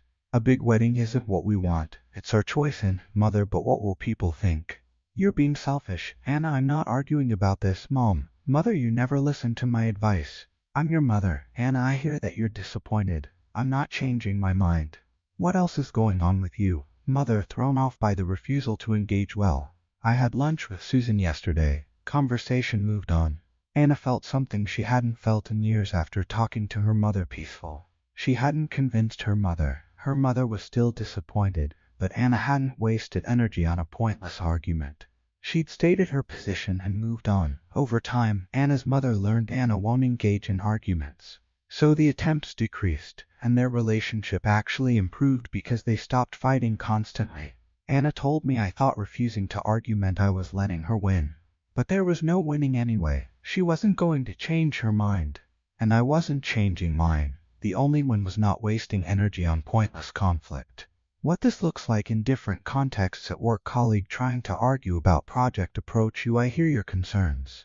I'm going with this approach. If it doesn't work, I'll adjust. Then, but I really think you noted. I've made my decision. With family member criticizing your life choices. I understand you disagree. I'm comfortable with my choices. Then, but you're making a mistake. I appreciate your concern. This isn't up for debate. In relationships, partner trying to rehash an old argument. We've discussed this multiple times. My position hasn't changed. I'm not going over it again. Then, but you never really. I'm done with this conversation. Leave room. Online, someone baiting you in comments. You don't respond. Or I disagree. I'm not debating this. Then mute, block if needed. When not arguing feels like losing, sometimes refusing to argue feels like you're letting them get away with it, being a doormat, avoiding conflict, admitting they're right. But you're not. You're recognizing that arguing won't change anything. You're choosing to preserve your energy for things that matter. You're demonstrating that you don't need to convince everyone. You're staying in control by not being pulled into their chaos. That's strength, not weakness. Practice choosing your battles this week. Practice not arguing. Day 2. Notice when you're tempted to argue. Don't change it yet. Just notice, I want to argue right now. Why? Day 3-4. Choose one trivial topic you usually argue about. This week, refuse to engage with it. You're doing that wrong. Okay, continue doing it your way. Day 5-6. Practice with medium stakes arguments. When someone tries to debate something you're clear on, I've made my decision. I'm not debating it. Day 7. Practice with a high stakes situation. Someone really trying to pull you into argument. I'm not arguing about this. My answer is final. Notice how much energy you save. Whether the relationship actually suffers, it probably doesn't. How it feels to be the one who chooses not to engage. Remember, you don't have to attend every argument you're invited to. You can respond no, and that's not defeat, that's wisdom. Chapter 10: What to say when you have nothing to say. 5 universal phrases that preserve your dignity. There are moments when you're caught off guard. Someone says something unexpected, asks an inappropriate question, makes an accusation, and you don't know what to say. Your mind goes blank. You feel pressure to respond immediately, so you stumble, say something you regret, or freeze completely. But here's what you need to know: you don't have to have the perfect response. You just need a few go-to phrases that preserve your dignity until you figure out what you actually want to say. The pressure to respond immediately. We're taught that silence in conversation is awkward, that we should always have something to say, so when we're caught off guard, we feel pressure to fill the space with words, any words. But hasty words are often defensive, apologetic, revealing more than we want, committing to something we're not sure about, making the situation worse. It's better to say something neutral that preserves your dignity than to word vomit a response you'll regret. The 5 universal phrases. These 5 phrases work in almost any situation where you're caught off guard. 1. I need to think about that. Use when someone makes a request you're not sure about. Someone asks a question you don't want to answer immediately. You need time to process. This buys you time without committing to anything. Examples: can you work this weekend? I need to think about that. I'll let you know tomorrow. Why did you make that choice? That's a fair question. I need to think about how to explain my reasoning. Are you saying you don't trust me? I need to think about what you just said before I respond. 2. That's not something I'm discussing. Use when someone asks inappropriate or intrusive questions. Someone wants to gossip. Someone is prying into your private life. This sets a boundary without explanation. Examples: how much money do you make? That's not something I discuss. Why don't you have kids yet? That's personal. I'm not discussing it. What's going on with you in person? That's not something I'm talking about. 3. I see it differently. Use when someone states an opinion as fact. Someone tries to tell you how you feel or what you think. You disagree but don't want to argue. This acknowledges the difference without engaging in debate. Examples: you're overreacting. I see it differently. This is clearly the right approach. I see it differently. We can agree to disagree. You don't really care about this. I see it differently. I do care. 4. Let me get back to you on that. Use when you need time to make a decision. You don't have information immediately available. You want to consult with someone before responding. This is professional and gives you control over timing. Examples: can you commit to this project? Let me get back to you on that. I need to check my current commitments. What's your opinion on this situation? Let me get back to you on that. I want to think it through first. Will you support this initiative? Let me get back to you after I've reviewed all the details. 5. I'm not comfortable with that. Use when someone asks you to do something that crosses your boundaries. Someone makes you uncomfortable. You need to decline without lengthy explanation. This clearly states your position without needing to defend it. Examples: can you lie to person for me? I'm not comfortable with that. Why are you being so sensitive? I'm not comfortable with this conversation. Just this once. Can you bend your rules? I'm not comfortable with that. My answer is no. How to deliver these phrases effectively. These phrases work when delivered with the right energy. Stay calm. Don't apologize for using them. Say them matter-of-factly. Make eye contact. Looking away weakens the message. Don't over-explain the phrases. Complete as is. Don't add because, unless necessary. Don't laugh nervously. This undermines the seriousness of your boundary. Let silence follow. Don't rush to fill the awkward pause. Let your statement sit. Repeat if pushed. As I said, I need to think about that. When silence is also an answer, sometimes the best response is no response at all. When someone makes an insulting comment that doesn't deserve engagement, asks a question designed to provoke or trap you, says something so absurd it refutes itself, you can simply look at them calmly, let a beat of silence pass, continue with what you were doing, or change the subject. Your silence says that doesn't deserve a response. Marcus's go-to phrases. Marcus used to panic when caught off guard. He'd ramble, over-explain, or say yes when he meant no. Then he memorized these 5 phrases. At a family dinner, his uncle asked loudly, "So when are you finally going to get a real job?" Old Marcus would have gotten defensive. "I have a real job. I'm doing well actually." New Marcus: "I'm not discussing my career choices." Turns to someone else: "How's your garden coming along?" At work, his boss asked, "Can you take on the Henderson account? I know you're swamped, but..." Old Marcus: Well, I guess I could try to fit it in. I mean, it'll be hard, but..." New Marcus: "I need to think about that." Can I review my current workload and get back to you tomorrow? A friend asked, why did you and Sarah break up? What happened? Old Marcus would have launched into the whole story. New Marcus, that's not something I'm talking about. These phrases became his default when he didn't know what to say. And they worked. They bought him time. They preserved his dignity. They kept him from saying things he'd regret. He told me having these phrases is like having a safety net. I don't have to come up with the perfect response on the spot. I just need to say one of these 5 things, and I'm safe until I figure out what I actually want to say. Customizing your phrases, the exact wording matters less than the intention.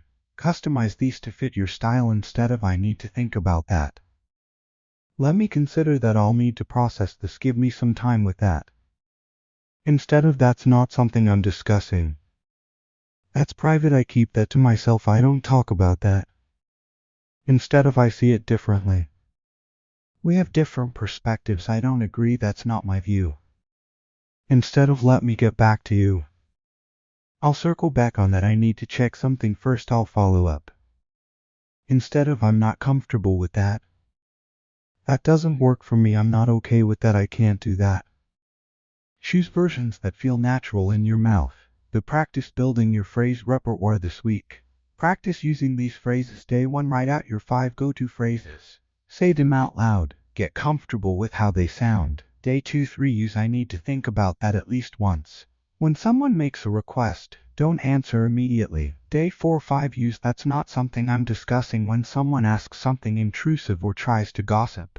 Day 6, 7, use I see it differently when someone states an opinion as fact or tells you how you feel. Notice how these phrases feel to say, how people respond, how much pressure is relieved by having a default response.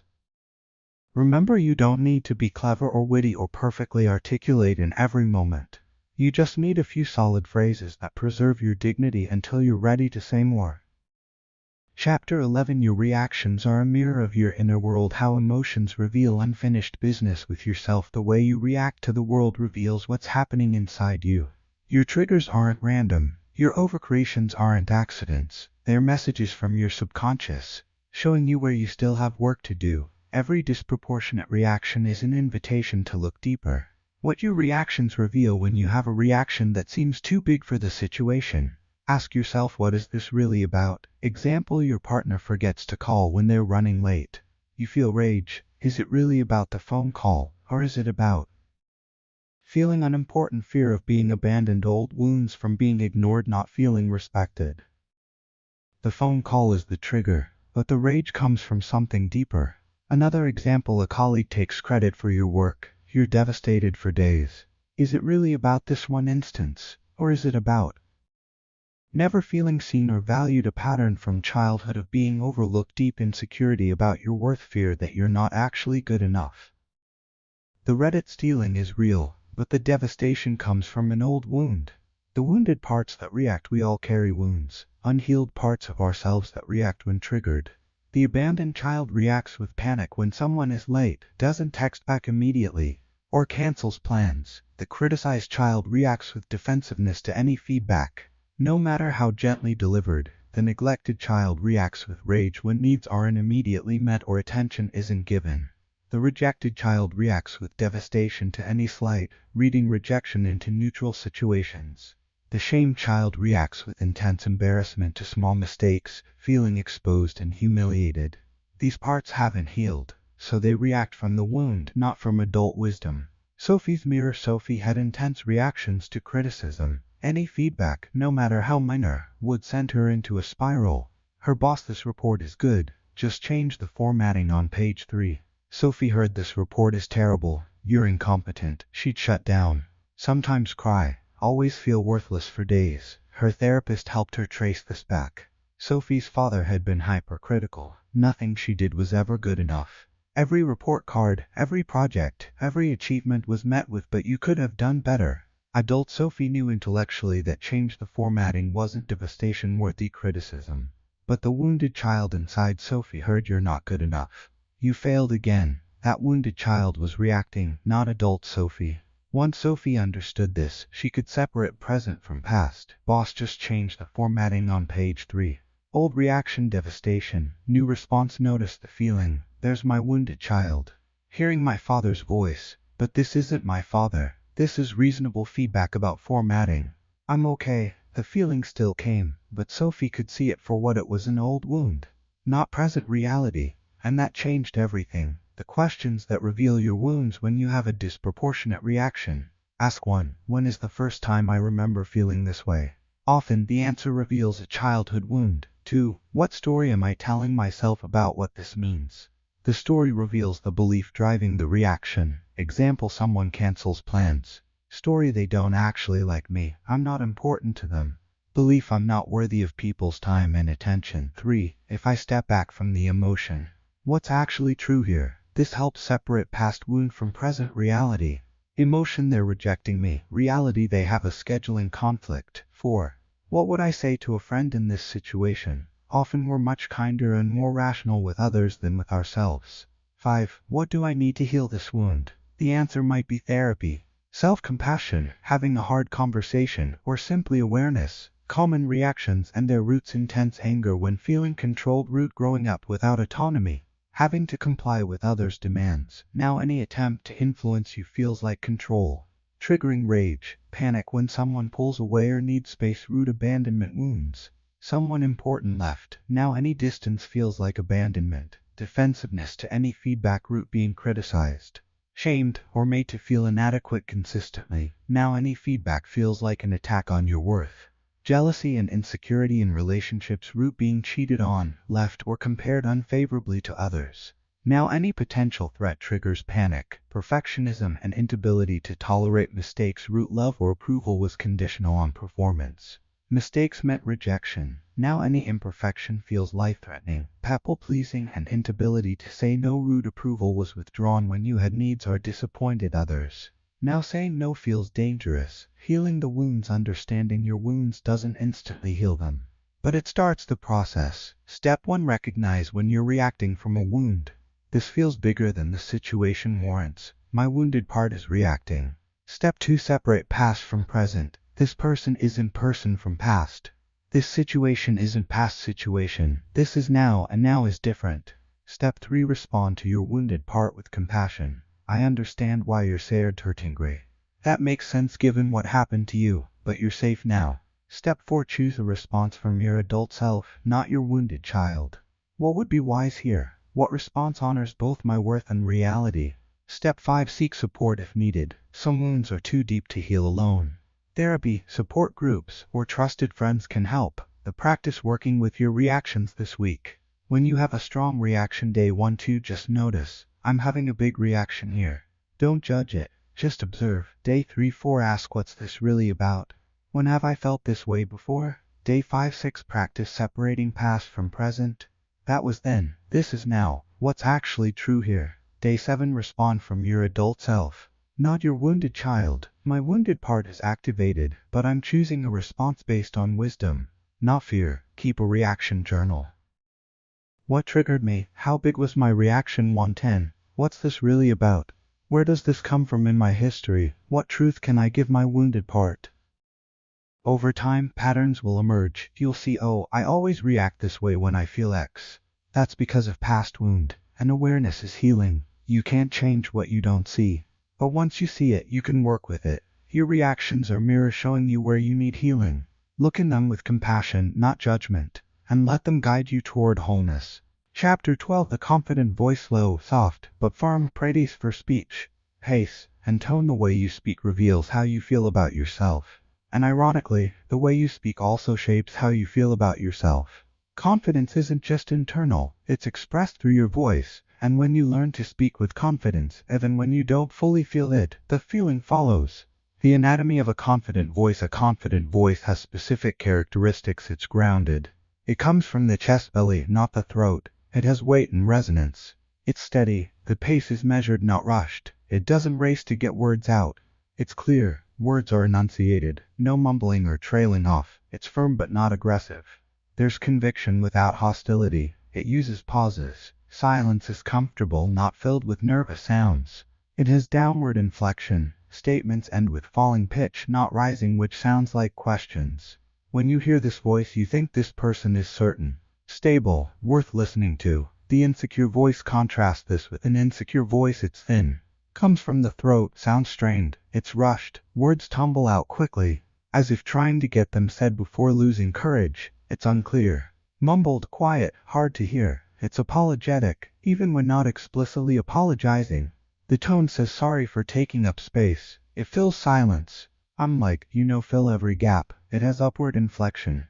Every statement sounds like a question, seeking approval. This voice says, I'm not sure I should be speaking.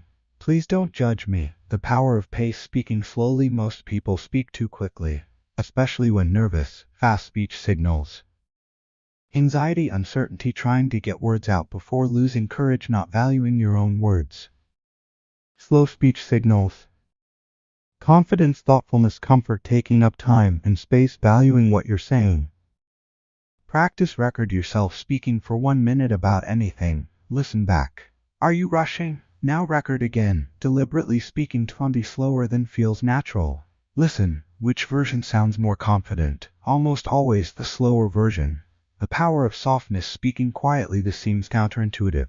Doesn't confident loud? No, true confidence doesn't need volume. Aggressive people are loud, confident people are calm. The quietest person in the room can command the most attention if they speak with conviction. Practice. Try speaking slightly softer than normal while maintaining clear communication, firm tone, direct eye contact, grounded posture.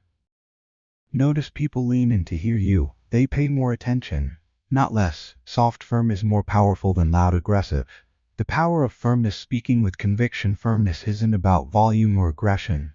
It's about certainty. Compare uncertain. I kind of think maybe we should possibly consider doing it this way. Firm. I think we should do it this way. Uncertain. I'm not sure. But it seems like this might not be the best approach. Firm. This isn't the best approach. Firm speech uses downward inflection statements, not questions. Eliminates qualifiers. Maybe, kind of, sort of. Doesn't seek approval in tone. States clearly without apologizing. The three elements combine: slow, soft, firm. The most confident voices. Slow enough to be deliberate, soft enough to be calm, firm enough to be certain. Example situation: setting a boundary. Loud, fast, aggressive. I told you I'm not doing that. How many times do I have to say it? Quiet, rushed, apologetic. I'm really sorry, but I just can't do that. I hope that's okay. I don't mean to be difficult, but. Slow, soft, firm, calm, measured pace. I'm not doing that. Pause. My decision is final. The third version is most powerful. Vocal exercises for confidence. Exercise 1: grounding your voice. Place your hand on your stomach. Take a deep breath so your belly expands. Now speak from that place. Feel your voice coming from your core, not your throat. Say, I am here. My voice matters. I take up space. Do this daily until it feels natural. Exercise 2: the pause. Practice inserting pauses in your speech. Read this sentence out loud, pausing at the slashes. I need you to understand that this is not negotiable. Now try a sentence without pauses, then with pauses. Hear the difference? Pauses add weight, authority. They say, I'm comfortable with silence. Exercise 3: downward inflection. Say these sentences: I've made my decision. Upward inflection sounds uncertain. I've made my decision. Downward inflection sounds final. Practice ending statements with falling pitch, not rising. Exercise 4: eliminating fillers. Record yourself speaking for 2 minutes. Count how many times you say, unlike, sort of. Now do it again, pausing instead of using fillers. I think. Pause. This is the right approach. Pauses sound more confident than fillers. Exercise 5: volume control. Practice saying the same sentence at different volumes. Loud, I'm not doing that. Medium, I'm not doing that. Soft but clear, I'm not doing that. Notice the soft version, if delivered with conviction, is often most powerful. Body language that supports confident voice. Your voice doesn't exist in isolation. Your body affects how your voice sounds and is received. Stand or sit tall. Slouching compresses your diaphragm, weakening your voice. Shoulders back and down. This opens your chest, allowing fuller voice. Feet planted firmly. Physical grounding creates vocal grounding.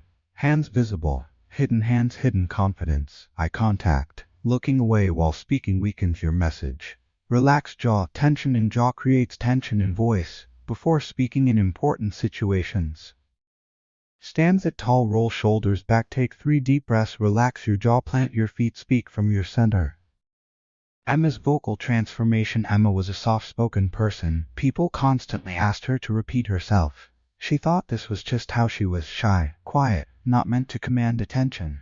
But her career was suffering. In meetings, people talked over her. Her ideas were ignored. A mentor told her, "It's not what you're saying.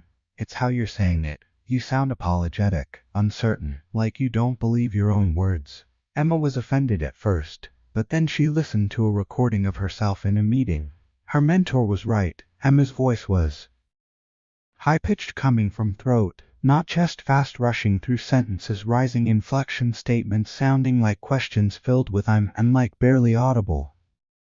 So Emma practiced every morning grounding exercises, speaking from her belly, deliberate pauses, downward inflection, in low-stakes situations, first ordering coffee, talking to cashiers, practicing slow, soft, firm, then in meetings speaking more slowly, more clearly, with more conviction. The first time she used her new voice in a meeting, Emma calm, measured pace, clear tone. "I disagree with that approach. Here's what I think we should do instead." Pause. The room went quiet. Everyone looked at her. Her boss go on. Emma presented her idea slowly, clearly, with pauses. It was adopted. After the meeting, a colleague: "I don't know what's different about you lately, but you seem so much more confident." Emma wasn't more confident internally. Not yet, but she sounded more confident, and over time, as people responded to her differently, her internal confidence grew to match her external voice. She told me, "I learned something powerful. Sometimes you have to fake the voice of confidence before you feel it. But if you keep using that voice, eventually the feeling catches up. Your brain starts to believe what your voice is telling it." The practice: developing your confident voice this week. Work on your vocal confidence. Day 1: record yourself speaking. Listen without judgment. What do you notice? Day 2-3: practice grounding. Speak from your belly, not your throat. Do this in private until it feels natural. Day 4-5: practice pace. Speak 20 slower than normal. Use pauses instead of fillers. Day 6-7: practice in real situations. Use your slow, soft, firm voice in conversations. Notice how people respond differently. Remember, your voice is a tool. You can shape it, train it, strengthen it, and as your voice becomes more confident, so will you. Conclusion: the beauty of your response, mastery of yourself, is mastery of your life. You've reached the end of this book. But really, this is just the beginning, because everything you've learned here is useless unless you practice it, unless you choose it, again and again, in real moments, with real emotions. When it actually matters, what you've learned that words can be weapons, and you've learned how to defend against them without becoming a weapon yourself. You've learned that silence is powerful, that sometimes the best response is no response at all, and that waiting to speak can be more impactful than rushing to react. You've learned that calmness is control, that staying grounded when others are losing themselves is the truest form of strength. You've learned that "I hear you" disarms conflict, that validation without agreement can de-escalate almost any situation. You've learned that dignity is non-negotiable, that even beautiful reactions respond calmly, act confidently,